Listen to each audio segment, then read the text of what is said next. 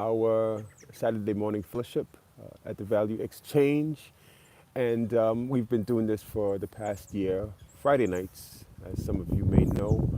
But in this new year, we are making the switch to Saturdays, partly because for the past a couple of years since I've been down here in Florida as a primary care person for my folks, I haven't really had a chance to go consistently to SDA services. As what I decided to do is take the Friday nights and move them to Saturday and make that my fellowship. And hopefully you will join me in this spiritual journey that I have been on over the past year. Hopefully we can learn from each other. But another part of why I'm doing this is because I feel like I've been more connected to those who practice their faith outside the church walls as opposed to inside. And that's part of what today's service will be about, titled Grace Beyond Walls. As some of you have seen as evidenced in our Voices from the Margins that we do once a month.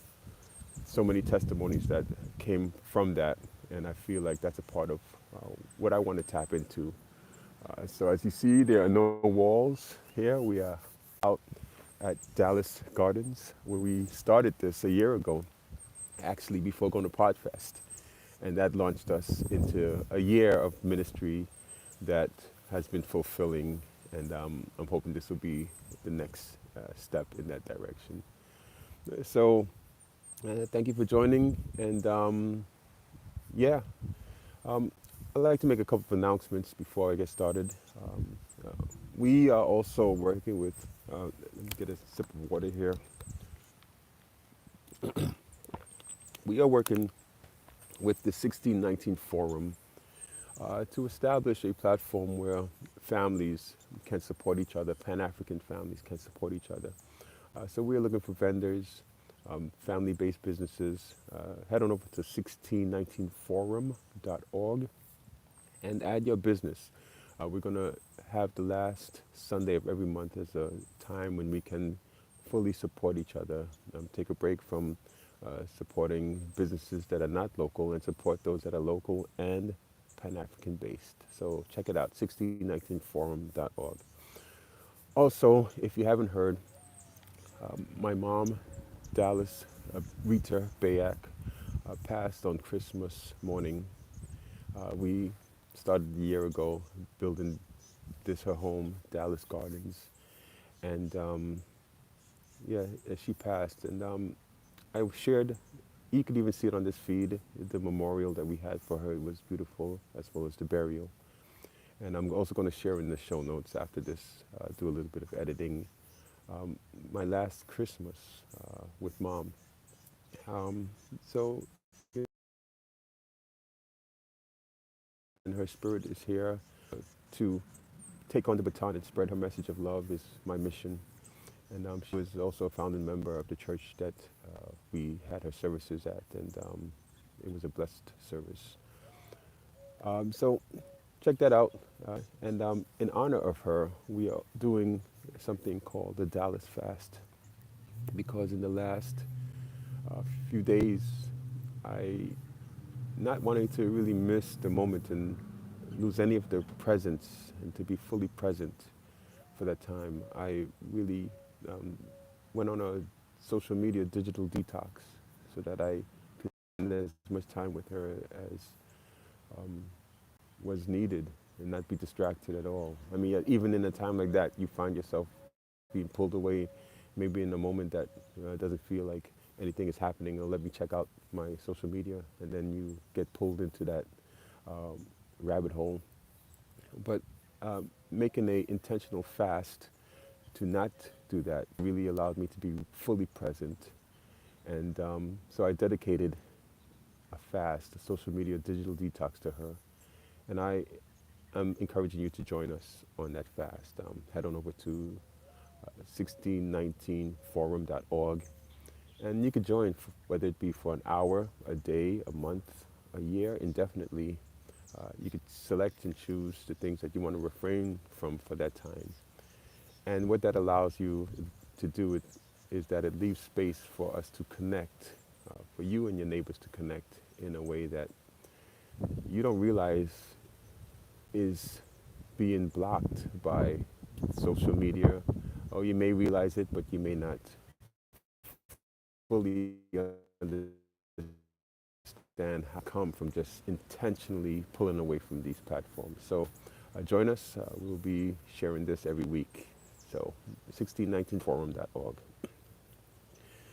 So that being said, I want to go into the topic grace beyond walls, and it's actually related to uh, what happened with some of the organizing around this memorial for my mom, some of the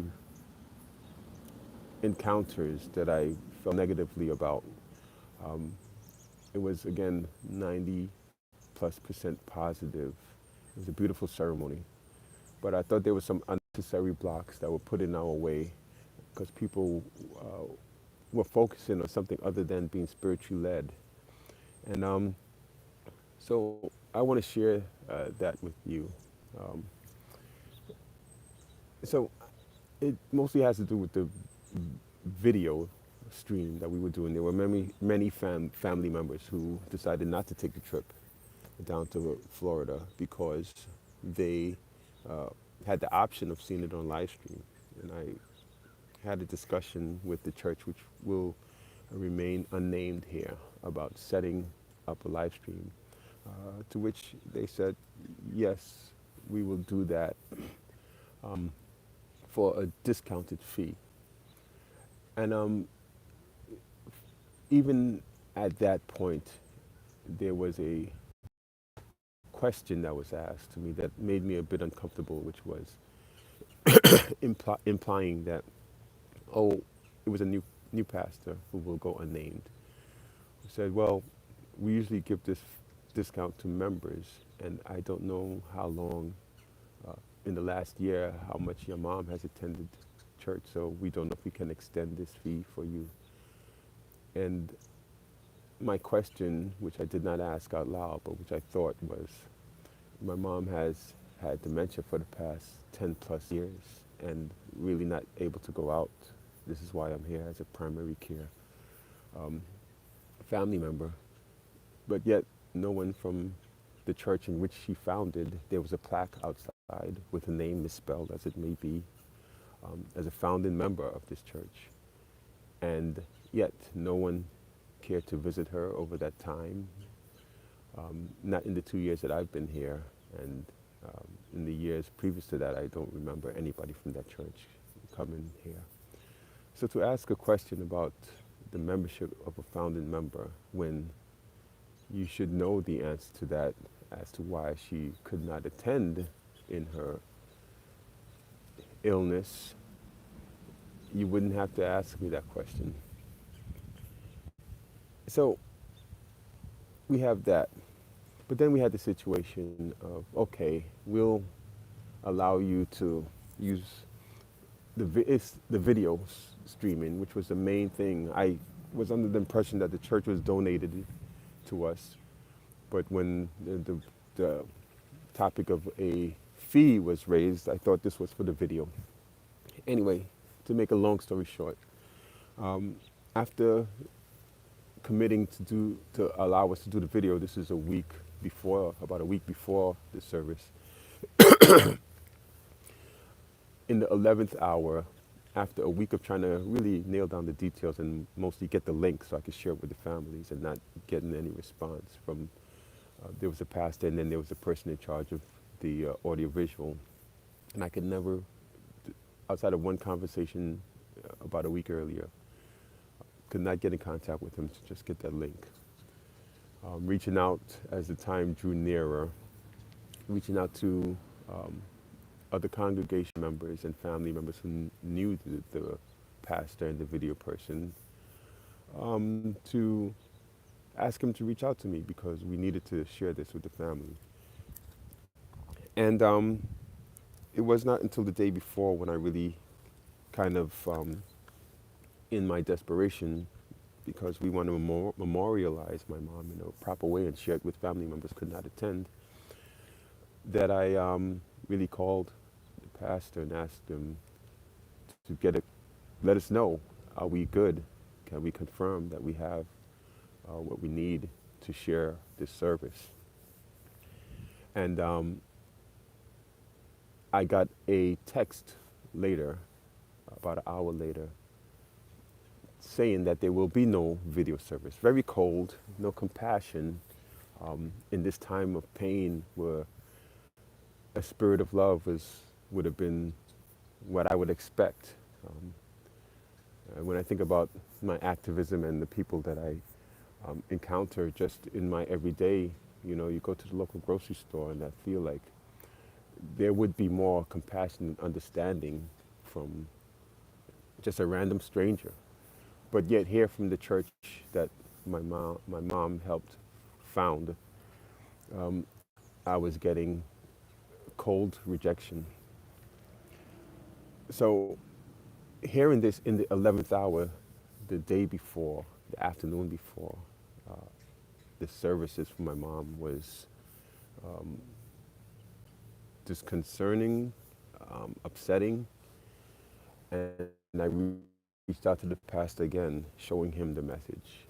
And the pastor said, okay, I will take care of it. I'm in a meeting, I'll do it later.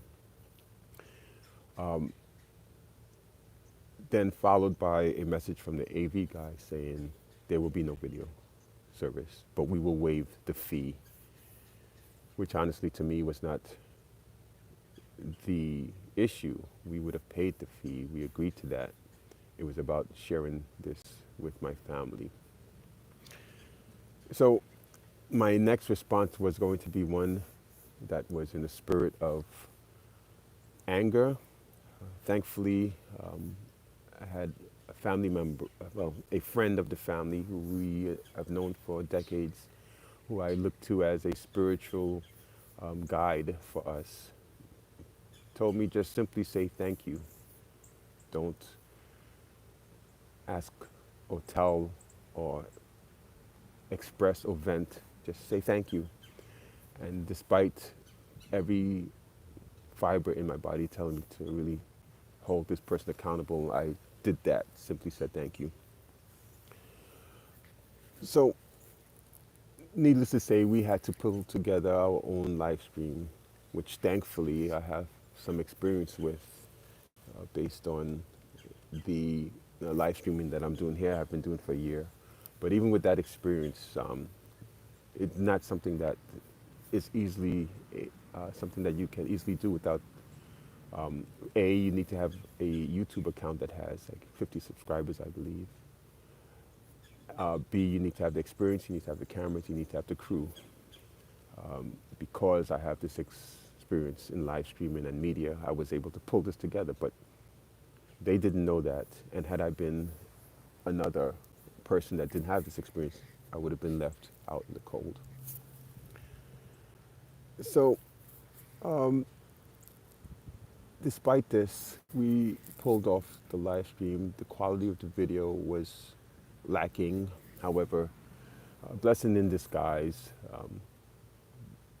The live stream was actually more appropriate in that we caught more intimate moments. And I actually got a chance to look at the setup in the church because one of the members of the church who was there tried to get it on despite the AV team not being there, tried to help us out. There was the Spirit of Christ. And I got a chance to look and see how the setup was. And it would have been a very distant and kind of, the quality of video may have been better and the audio may have been better, but the personal touch would not have been there. So blessings. And I would have ended up thanking them had they said, no, we're sorry we couldn't do this, but here we can help you out. This is what you can do. And I would say thank you. You actually saved us money that we was really needed to put towards other things. And we actually ended up coming with a more appropriate feed. I didn't say all that, but I did say thank you, despite my bitterness towards the situation. And I got no response back. No I'm glad, or how did it work out, or nothing about, oh, again, I apologize. Nothing. There was no spirit of love there. So even in me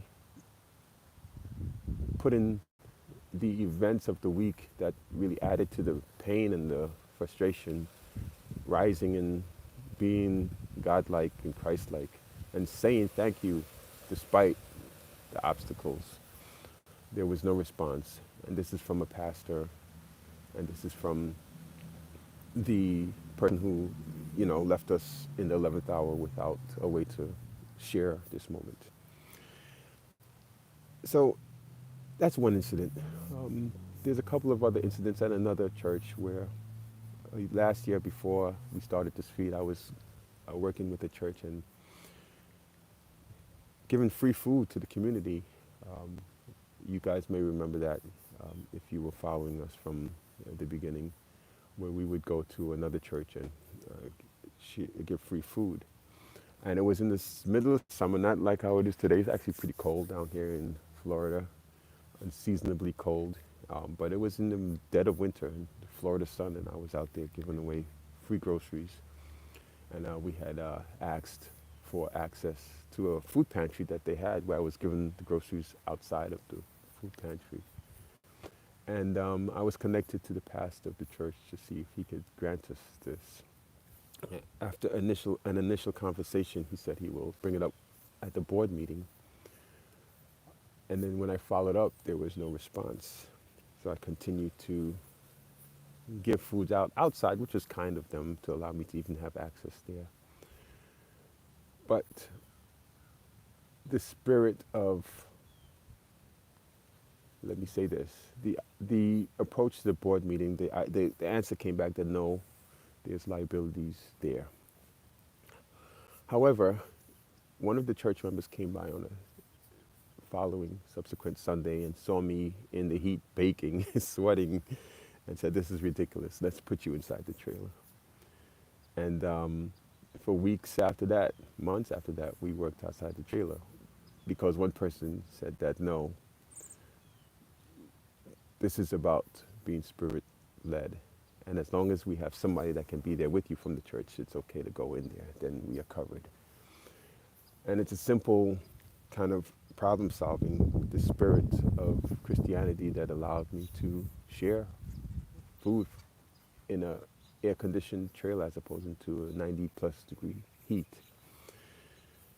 And I asked myself, have we become, has the church become too bureaucratic? Is it a situation where we've moved from just doing what feels right and what's spirit led to, bureaucracy and, um, you know, taking away that personal touch? So, you know, this is part of the reason why I'm here now, and I am asking myself this question. You know, is the institution of the church, has it, my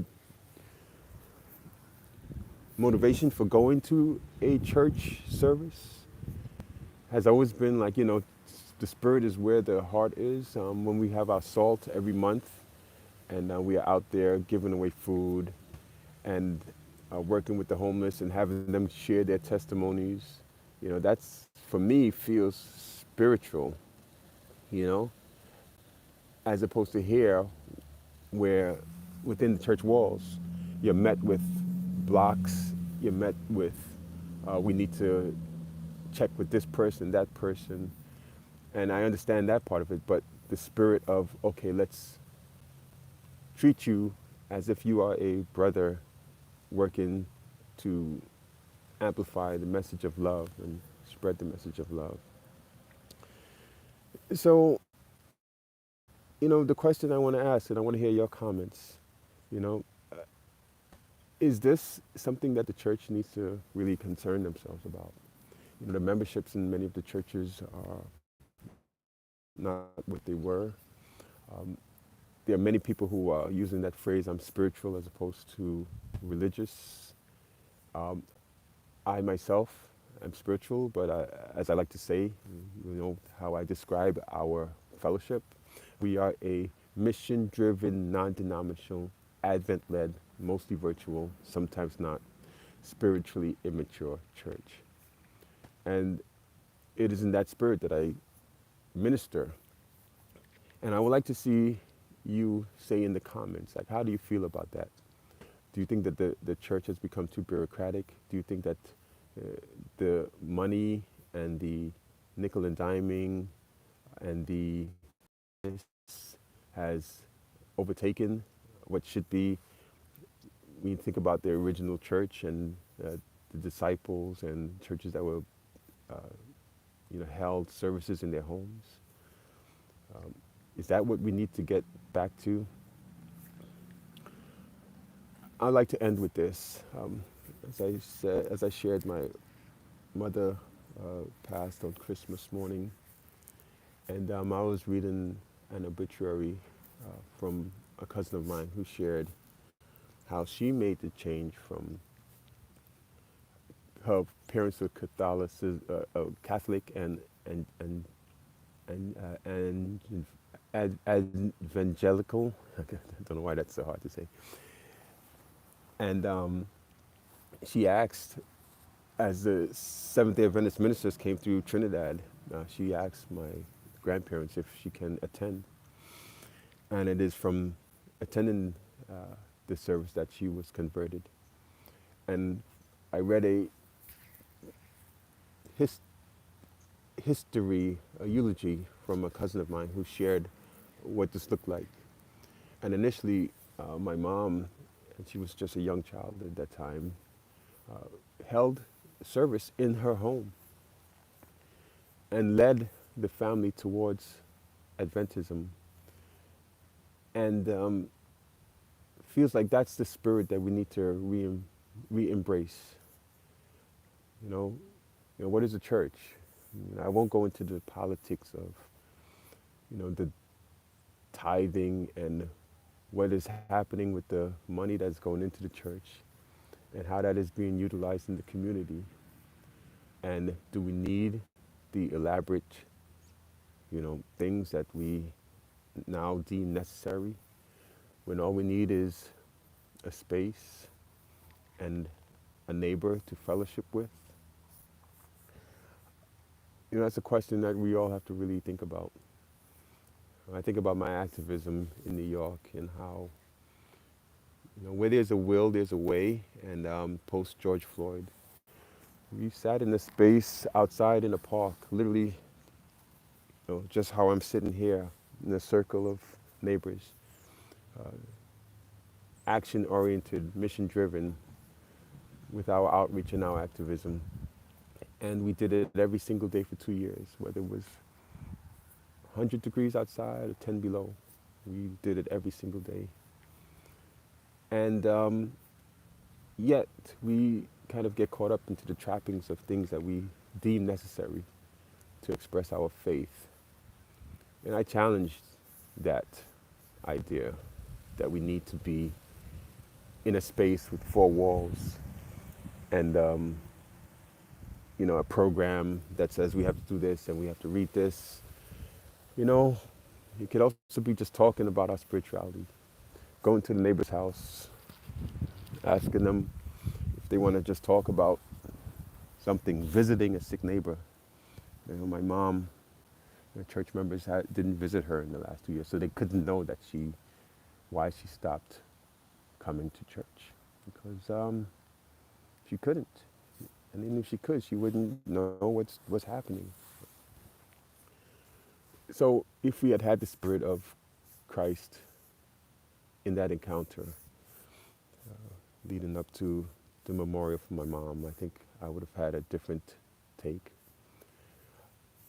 For the record, I really considered when the week of planning started that I would start attending, going back to this church, because I thought it might be something that I could really work through that church to the community. help the community through the church. But that experience really left me, discouraged me from that, to be quite honest. I think about our SALT outreach every month and how that's really reaching the people and talking to the people and having them talk to us, and we are learning from them. And how I get so much more from that. So, once again, I'm going to wrap it up there.